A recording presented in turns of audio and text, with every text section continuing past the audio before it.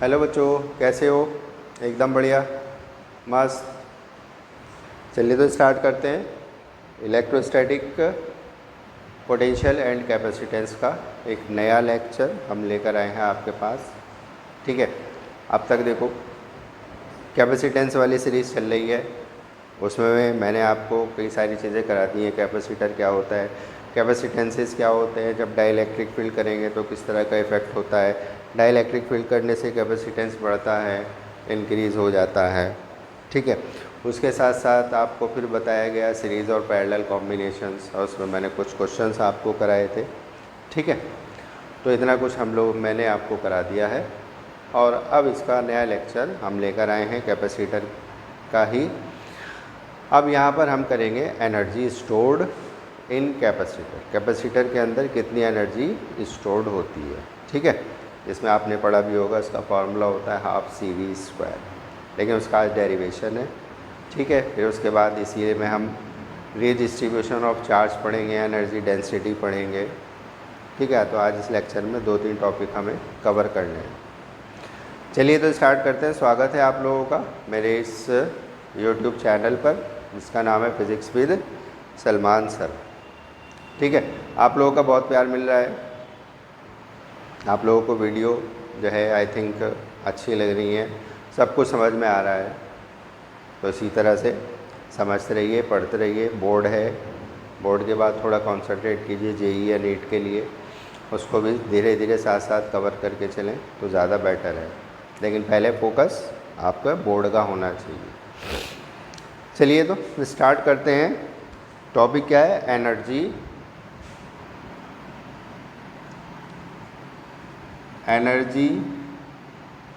Stored in capacitor. Capacitor में कितनी energy stored होती है। अब पहली बात तो ये है कि कैपेसिटर की एनर्जी क्या होती है, what is the energy of a capacitor. तो कैपेसिटर में सिंपल से देखो क्या है, एनर्जी का जब भी वर्ड आता है तो इट मीन्स यहाँ पर एक कोई ना कोई वर्क होगा, और वही वर्क एनर्जी की फॉर्म में चेंज हो जाता है या स्टोर हो जाता है। अब यहाँ पर कौन सा वर्क होगा, हमें क्या वर्क करना पड़ेगा कैपेसिटर के केस में। तो देखो कैपेसिटर का एक ही काम होता है, आप लोगों को पता है, स्टार्टिंग में बताया गया था कैपेसिटर क्या होता है, जिसके अंदर चार्ज स्टोर होता है या जिसके अंदर एनर्जी स्टोर होती है।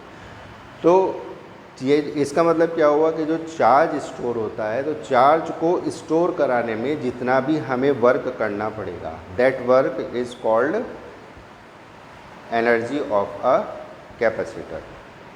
ठीक है, एनर्जी पता चल गई क्या होती है कि the work done to store the charge in a capacitor is called energy. ठीक है, तो आई थिंक इसकी डेफिनेशन क्या लिखूँ। डेफिनेशन बड़ी सिंपल सी है, मैंने आपको समझा दी है, बस सिर्फ वर्क डन है चार्ज को स्टोर कराने के लिए। अब ये वर्क डन हम फाइंड करेंगे, यानी डेरिवेशन करेंगे इसका। अब वर्क डन कैसे करेंगे चार्ज स्टोर कराने के लिए, तो देखो इसमें मान लो एक कैपेसिटर है, पैरेलल प्लेट कैपेसिटर है। ठीक है, ये पैरेलल प्लेट कैपेसिटर है। इनिशियली हम कह रहे हैं कि इस पर कोई चार्ज नहीं है, दोनों प्लेट पर न्यूट्रल है, एक तरह से दोनों प्लेट न्यूट्रल है। अब हम क्या करते हैं कि ये जो मान लो ये फर्स्ट प्लेट है और ये सेकंड प्लेट है, बल्कि इसके नीचे लिखते हैं, ये फर्स्ट प्लेट है और ये सेकंड प्लेट है। हमने क्या किया, फर्स्ट प्लेट से चार्ज ट्रांसफ़र किया है, सेकंड प्लेट से चार्ज ट्रांसफ़र किया है फर्स्ट प्लेट पर। क्या किया, सेकंड प्लेट से पॉजिटिव चार्ज ट्रांसफ़र किया है फर्स्ट प्लेट पर। तो यानी कि चार्ज यहाँ से ट्रांसफ़र कर रहे हैं। अब चार्ज जो ट्रांसफ़र होगा वो थोड़ा थोड़ा चार्ज ट्रांसफ़र होगा, ये नहीं कि एकदम से क्यू चार्ज, हमने यहाँ का पॉजिटिव क्यू चार्ज इसको दे दिया तो यहाँ पे पॉजिटिव चार्ज हो जाएगा और यहाँ पर नेगेटिव चार्ज, ऐसा नहीं होता है। थोड़ा थोड़ा सा चार्ज दिया जाता है। मान लो इसको चार्ज दे रहे हैं हम DQ, मान लो एक पॉजिटिव DQ चार्ज हमने यहाँ इसको दे दिया, और यहाँ पर एक नेगेटिव DQ चार्ज हो जाएगा। भाई पॉजिटिव हटा तो इस प्लेट पे क्या चार्ज बचेगा, नेगेटिव चार्ज बचेगा। दूसरा DQ चार्ज दिया तो यहाँ पर एक और नेगेटिव चार्ज आ गया।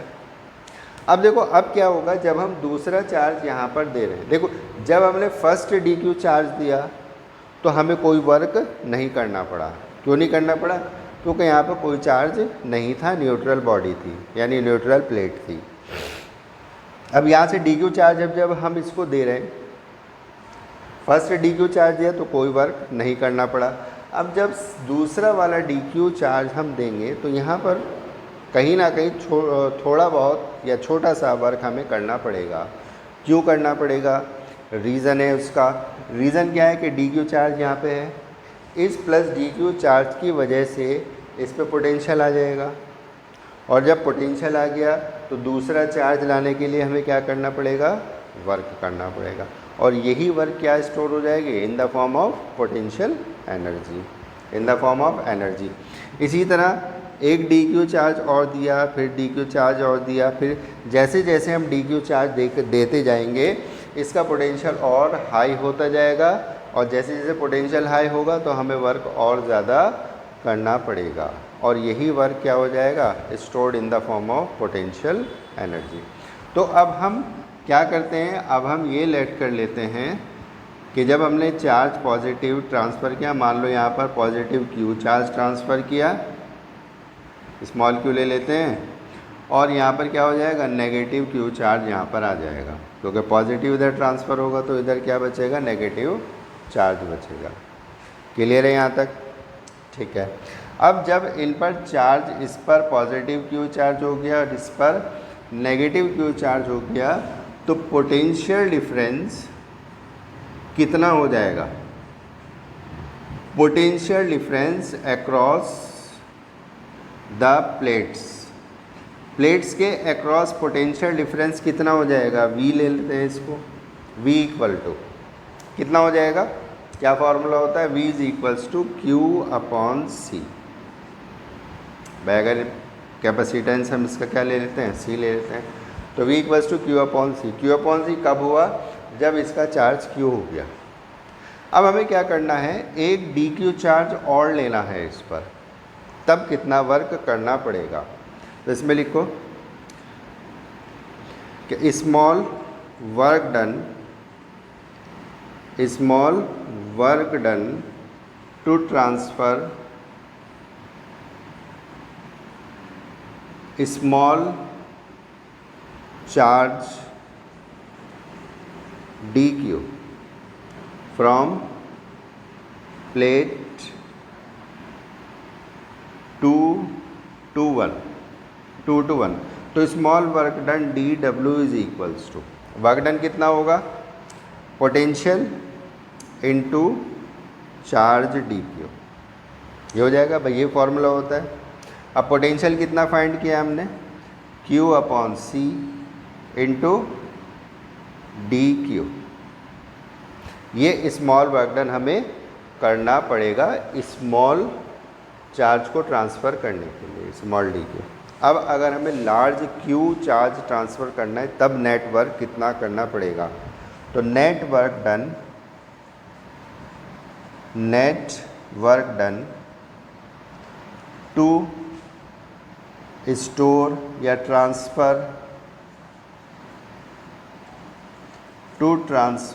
चार्ज Q, कैपिटल Q ले लेते हैं,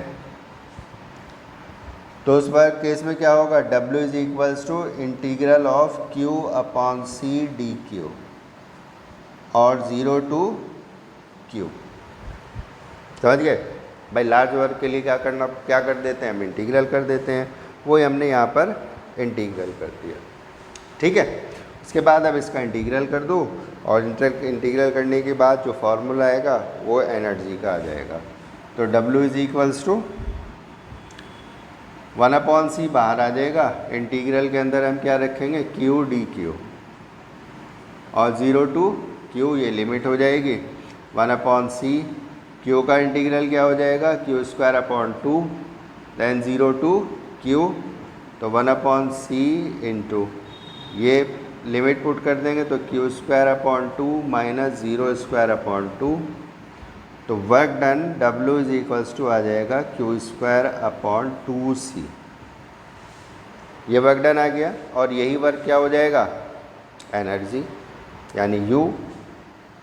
तो U is equals to Q square upon 2C। ये एनर्जी का फॉर्मूला आ जाएगा, stored in the form of stored in capacitor, energy stored in capacitor. अच्छा, अब ये फार्मूला जो है वो Q और C के टर्म्स में है, इसको हम अलग अलग टर्म्स में फाइंड आउट कर सकते हैं। देखो कैसे अलग अलग टर्म में कैसे ले सकते हैं भाई। Q इज इक्वल्स टू क्या होता है, CV होता है, तो Q की जगह आप यहाँ CV पुट कर दो, तो U इज इक्वल्स टू कितना आ जाएगा, C square V square upon 2C। Q की जगह CV पुट करेंगे तो C स्क्वायर V स्क्वायर हो जाएगा, C से एक C कैंसिल, तो U इज इक्वल्स टू आ जाएगा हाफ CV स्क्वायर। एक फार्मूला इसका ये आ जाएगा, ठीक है। तो ये है एनर्जी स्टोर्ड इन कैपेसिटर। ध्यान रखना, एनर्जी हमेशा क्या होती है, वर्क डन होती है, और के कोई ना कोई कहीं ना कहीं किसी तरह से हमें वर्क करना पड़ेगा। और कैपेसिटर के केस में हमें वर्क कैसा करना पड़ता है, चार्ज को स्टोर कराना, क्योंकि कैपेसिटर का काम ही क्या है, चार्ज को स्टोर करता है, और वही पूरा चार्ज एकदम पूरा का पूरा ट्रांसफ़र कर देता है। तो चार्ज की स्टोर कराना, चार्ज स्टोर कराने में जितना वर्क करना पड़ेगा, that work is called potential energy in capacitor, या electrical potential energy in capacitor. ठीक है, क्लियर हुआ, नोट कर लें।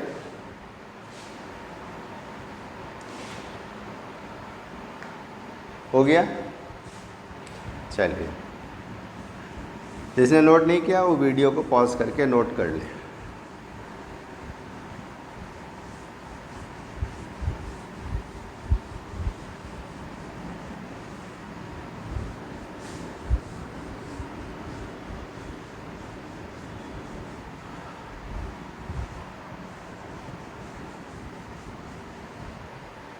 चलिए आगे देखिए, इसमें आगे है एनर्जी डेंसिटी। एनर्जी डेंसिटी,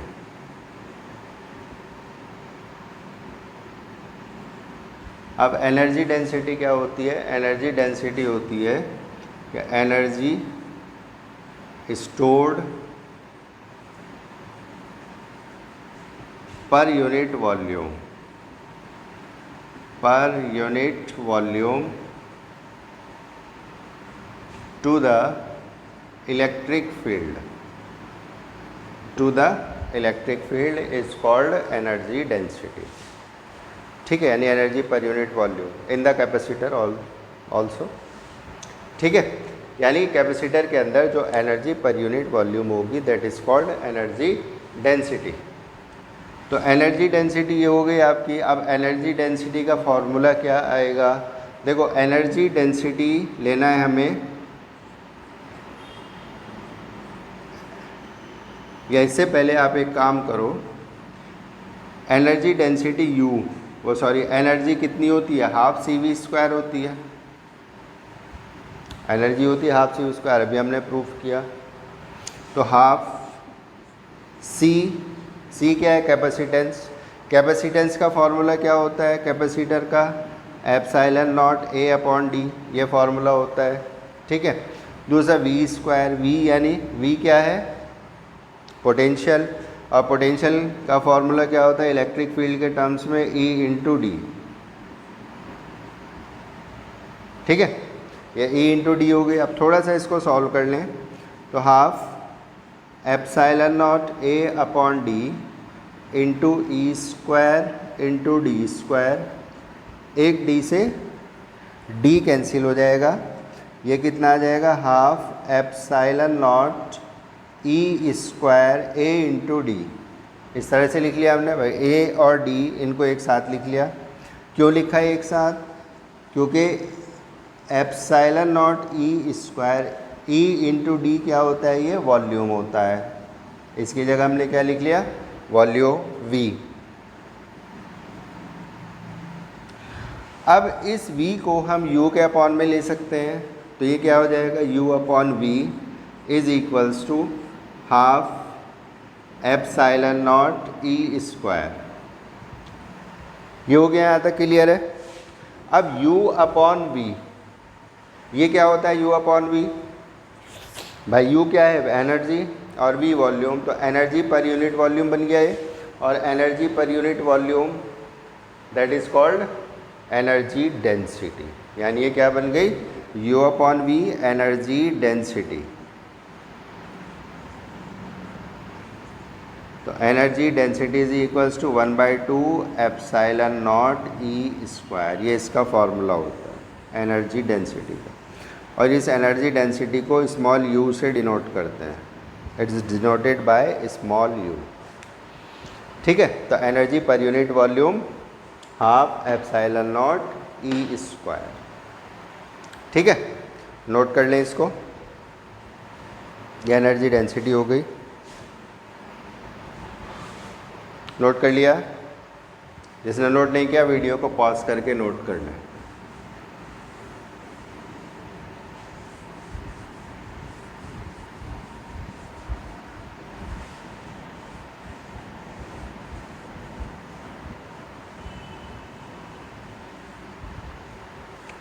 अब इसमें आगे हम देखते हैं redistribution of charge. Redistribution of charge.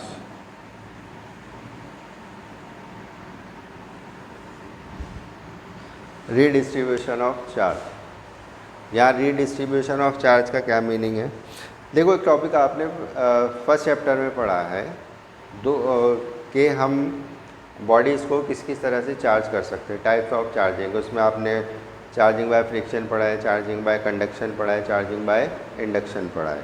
ठीक है, तो चार्जिंग बाय कंडक्शन की अगर आप बात करते हैं तो चार्जिंग बाय इंडक्शन में क्या था कि जब हम दो ऑब्जेक्ट्स को या दो बॉडी को अगर कनेक्ट करते हैं एक दूसरे के साथ, तो चार्ज जो है एक बॉडी से दूसरी बॉडी पर ट्रांसफ़र होते हैं।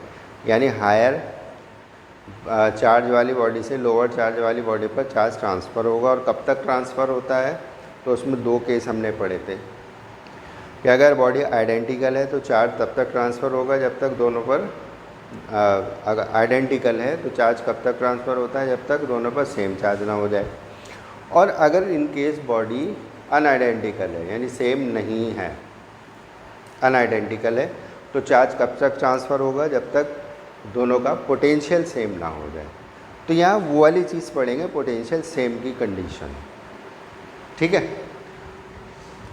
तो यहाँ पर देखो, मान लीजिए ये टू बॉडीज़ हैं। एक बॉडी ये है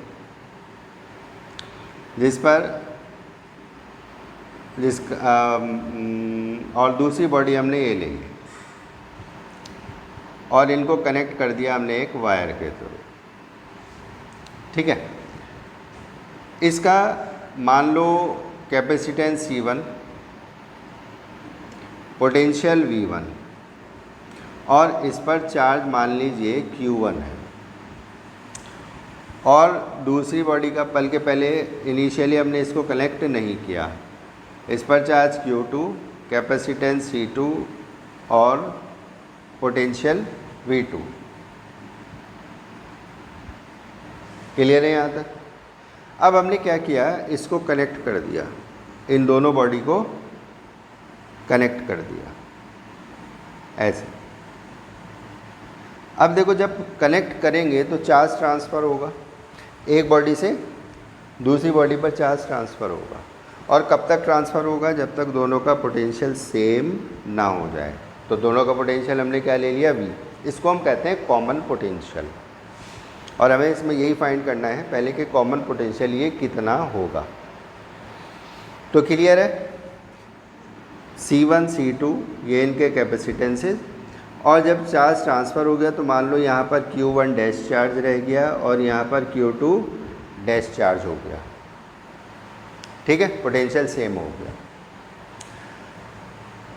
अब यहाँ पर आप देखो कि किस किस तरह से हम यहाँ पर लेंगे। अब कॉमन पोटेंशियल हमें फाइंड करना है कि कितना होगा। तो कॉमन पोटेंशियल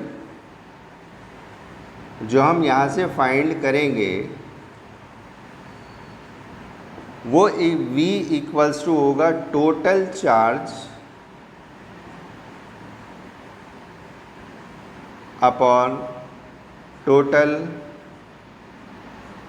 कैपेसिटेंस।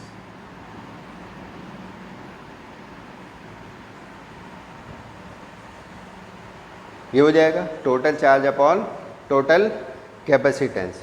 और टोटल चार्ज कितना है बताओ भाई? टोटल चार्ज तो इसमें Q1 प्लस Q2 ही रहेगा, क्योंकि चार्ज तो क्या है, भले ही चार्ज ट्रांसफ़र हो गया लेकिन नेट चार्ज तो सेम रहेगा। तो Q1 प्लस Q2 और अपॉन क्या हो जाएगा, C1 plus C2। Q1 plus Q2 upon C1 plus C2। अब इस Q1 को हम क्या लिख सकते हैं, नीचे लिख लो भाई। Q1 इज इक्वल्स टू क्या हो जाएगा, C1 V1, और Q2 किसके इक्वल हो जाएगा, C2 V2 upon C1 plus C2। ये कॉमन पोटेंशियल आ जाएगा। समझ गए? कॉमन पोटेंशियल का फॉर्मूला आ जाएगा। यानी जब तक पोटेंशियल इतना होगा तब तक क्या होगा, चार्ज ट्रांसफ़र होता रहेगा। क्लियर है यहाँ तक? तो हमने कैसे फाइंड किया, कॉमन पोटेंशियल फाइंड करना है तो पोटेंशियल का formula total charge upon capacitance. अब ये फार्मूला आप सोच रहे हो कैसे आया भाई, हमारे पे एक फार्मूला है सिंपल सा, Q is equals to CV और V इज इक्वल्स टू क्या हो जाएगा, Q अपॉन C हो जाएगा, यानी चार्ज अपॉन कैपेसिटेंस। तो वही हमने लिया total charge upon total capacitance. और टोटल चार्ज कितना है, Q1 प्लस Q2। अगर आप यहाँ पर ये सोच रहे हैं कि Q1 dash plus Q2 dash क्यों नहीं लिया हमने, वो आप ले सकते हो, लेकिन उसमें क्या है कि Q1 dash plus Q2 dash equals to Q1 plus Q2 के ही होगा। क्यों होगा, क्योंकि चार्ज जो है वो कंजर्व रहता है, कि टोटल सिस्टम का टोटल चार्ज जो कनेक्शन से पहले था वही कनेक्शन के बाद होगा। तो Q1 dash plus Q2 dash equals to Q1 plus Q2। अब चाहे आप यहाँ पर Q1 dash plus Q2 dash रख लो या Q1 प्लस Q2 रख लो, एक ही बात है, चार्ज सेम रहना है। तो इसलिए मैंने Q1 प्लस Q2 यहाँ पर रखा, क्योंकि मैं यहाँ पर Q1 प्लस Q2 इसलिए रखा कि Q1 की जगह मैं C1 V1 लिख सकता हूँ और Q2 की जगह C2 V2 लिख सकता हूँ। तो ये कॉमन पोटेंशियल का फॉर्मूला आ जाएगा। ठीक है, क्लियर है? नोट कर लें इसको। अच्छा, अब इसमें एक चीज़ और है, क्या है वो देखो, ये नोट कर लिया?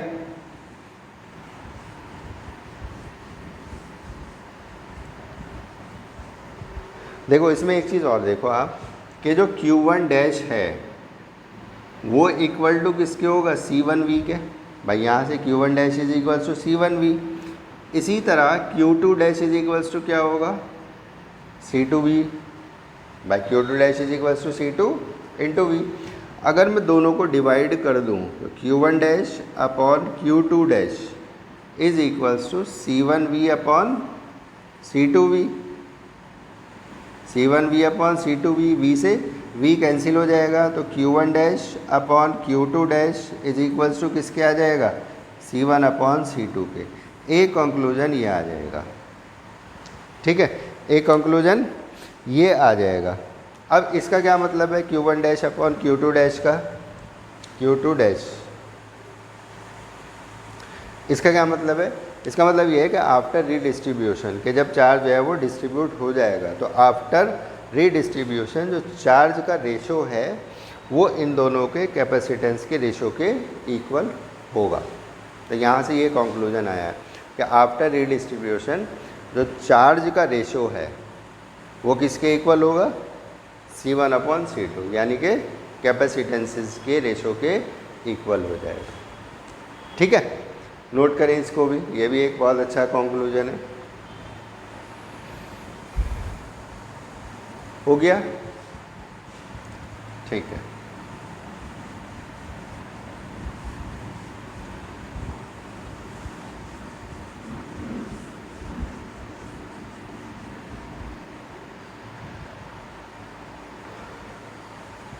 तो अब इसमें जो नेक्स्ट टॉपिक है वो है एनर्जी लॉस का। एनर्जी लॉस मतलब कि जब चार्ज ट्रांसफ़र होता है यानी रीडिस्ट्रीब्यूट होता है तो उसमें क्या होता है, एनर्जी लॉस हो जाती है। और कितनी एनर्जी लॉस होती है उसको हम यहाँ पर अभी फाइंड आउट करेंगे। ठीक है, देखो किस तरह से करेंगे कि मान लो वही हमारे पास दो कैपेसिटर है, क्या ले लिया हमने, दो कैपेसिटर है C1 V1 और इस पर चार्ज इनिशियली Q1 और एक दूसरा हमने ले लिया चार्ज Q2 और C2 V2। अब बिफोर कनेक्शन या बिफोर रीडिस्ट्रीब्यूशन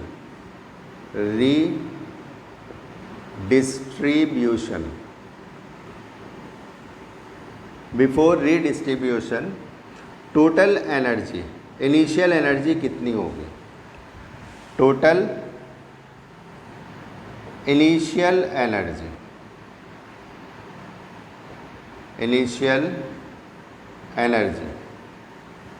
कितनी हो जाएगी, UI इज इक्वल्स टू, भाई ये सिंपल सी बात है, कितना हो जाएगा, half C1 V1 square plus half C2 V2 square हो जाएगा। भाई इसकी एनर्जी प्लस इस वाले कैपेसिटर की एनर्जी, दोनों की एनर्जी को ऐड कर देंगे तो टोटल इनिशियल एनर्जी आ गई। उसके बाद क्या किया है, इनको कनेक्ट कर दिया, Q1 डैश हो गया चार्ज इसका और ये C1V और कनेक्शन ये जब हम कर देंगे तो इसका चार्ज Q2 डैश और ये C2 और ये कॉमन पोटेंशियल कितना हो जाएगा, V हो जाएगा। ये तो अभी हमने किया ही है। तो कॉमन पोटेंशियल कितना होगा, यानी आफ्टर रीडिस्ट्रीब्यूशन या after connection redistribution common potential V equals to कितना होता है, C1 V1 plus C2 V2 upon C1 plus C2। ये कॉमन पोटेंशियल हो जाएगा क्योंकि पोटेंशियल सेम होगा। अब आफ्टर रीडिस्ट्रीब्यूशन इसकी एनर्जी कितनी होगी वो फाइंड करो। तो टोटल, इसको मैं लिख रहा हूँ टोटल फाइनल एनर्जी और UF इक्वल्स टू कितना हो जाएगा, half C1V square plus half C2V square हो जाएगा। भाई हाफ CV फार्मूला होता है, हाफ CV स्क्वायर फार्मूला होता है और V दोनों का सेम हो गया, तो half C1V square plus half C2V square और equals to half C1 plus C2 into V square. ये कॉमन आ जाएगा, भाई हाफ V स्क्वायर यहाँ भी है, हाफ V स्क्वायर यहाँ भी है, तो हाफ V स्क्वायर कॉमन ले लिया, यहाँ क्या बच जाएगा, C1 प्लस C2 बच जाएगा। तो half C1 plus C2 V square, V कितना है, ये रहा हमारे पास common potential, C1 V1 plus C2 V2 upon C1 plus C2 का होल स्क्वायर। तो फाइनल एनर्जी आ जाएगी half C1 V1 plus C2 V2 का होल स्क्वायर और अपॉन में C1 प्लस C2। भाई एक C1 प्लस C2 इससे कैंसिल हो जाएगा, जो होल स्क्वायर के अंदर है, तो इसका होल स्क्वायर इसका ख़त्म हो जाएगा, तो क्या बचेगा, C1 प्लस C2 बचेगा। तो ये फाइनल एनर्जी आ गई। अब हमें क्या फाइंड करना है, हमें फाइंड करना है कितनी एनर्जी लॉस हो रही है। तो लॉस ऑफ एनर्जी क्या हो जाएगा, U initial minus U final, फिर दोनों को सॉल्व कर लेंगे, वहाँ से लॉस ऑफ एनर्जी आ जाएगी। नोट करें इसको ज़रा, कर लिया note.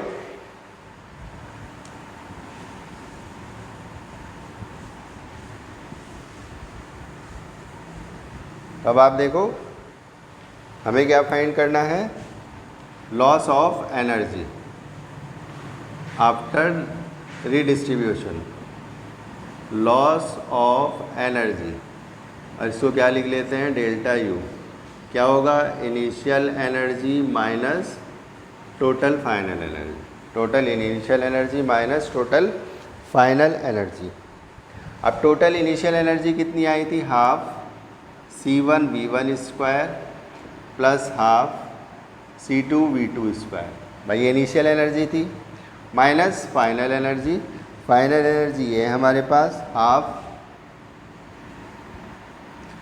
C1 V1 plus C2 V2 का whole square upon C1 plus C2, ये आई है।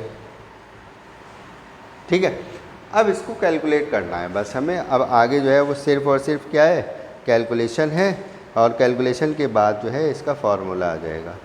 अब देखो इसकी कैलकुलेशन कैसे करें, बात यह है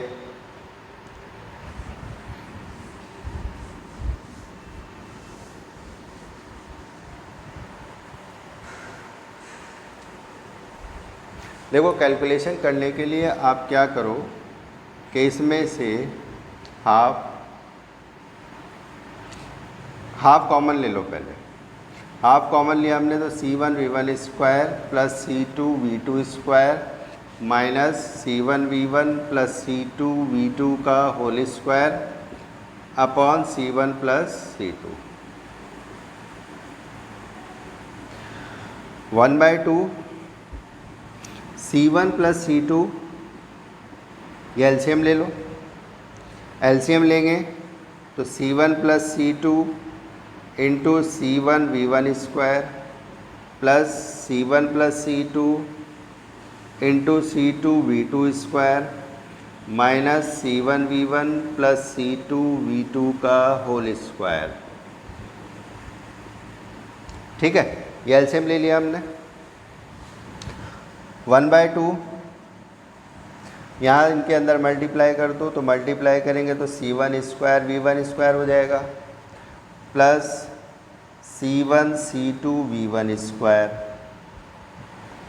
प्लस ऐसे यहाँ अंदर मल्टीप्लाई करो C1 C2 V2 square plus C2 square V2 square. ठीक है, इसके अंदर मल्टीप्लाई कर दी हमने, यहाँ इसके अंदर ब्रैकेट में मल्टीप्लाई कर दी, और यहाँ पर होल स्क्वायर एक्सपेंड कर दो। यहाँ पर होल स्क्वायर एक्सपेंड करेंगे तो minus C1 square V1 square minus C2 square V2 square दिख रहा है ना, और minus 2C1 C2 V1 V2 और अपॉन में C1 प्लस C2, ये आ गया। ठीक है, अब देखो यहाँ पर अगर कुछ कैंसिल हो रहा है तो उसको कैंसिल कर दो। माइनस का C1 square V1 square plus का ये कैंसिल, और इसी तरह प्लस और माइनस का ये कैंसिल हो जाएगा। तो क्या बचेगा हमारे पास बचा है 1/2 इंटू ये बचा C1 C2 V1 स्क्वायर, ये बचा plus C1 C2 V2 square, और ये बचा माइनस का 2C1 C2 V1 V2, 2C1 C2 V1 V2 और अपॉन C1 प्लस C2, ये बचा। ठीक है, अब यहाँ पर एक काम देखो आप, C1 C2 ये हम कॉमन ले सकते हैं, तो 1/2 C1 C2 आप कॉमन ले लें तो V1 square plus V2 square minus 2 V1 V2 और अपॉन C1 प्लस C2, तो ये आ जाएगा C1 C2, ये V1 square plus V2 square minus 2 V1 V2, ये होल स्क्वायर बन रहा है। होल स्क्वायर किसका बन रहा है, V1 माइनस V2 का होल स्क्वायर और अपॉन 2C1 प्लस C2, ये आ गया डेल्टा U। ठीक है, ये लॉस ऑफ एनर्जी आ गई। तो इतनी एनर्जी का लॉस होता है जब रीडिस्ट्रीब्यूशन होता है, यानी कि किसके अंदर, जब अनआइडेंटिकल बॉडीज़ होंगी उसके लिए ये फार्मूला आएगा। ठीक है, नोट कर लें। आई थिंक आज के लेक्चर आपकी समझ में आ गए होंगे। ठीक है, बड़े इंपॉर्टेंट लेक्चर हैं आज के, उनको अच्छे से कवर अप कर लेना। बाकी आज के लिए इतना ही। और नेक्स्ट वीडियो में हम करेंगे। मेरी वीडियो आजकल ज़रा आ नहीं रही हैं क्योंकि मुझे थोड़ा सा टाइम नहीं मिल रहा है, इसलिए मैं वीडियो नहीं बना पा रहा हूँ, लेकिन अब कोशिश करूँगा, अब डेली मेरी वीडियोज़ आएंगी। ठीक है, तो आज के लिए इतना ही रखते हैं, बाकी का और नेक्स्ट वीडियो में करेंगे हम। ओके, तब तक के लिए bye everyone, best of luck, पढ़ते रहिए, थैंक यू।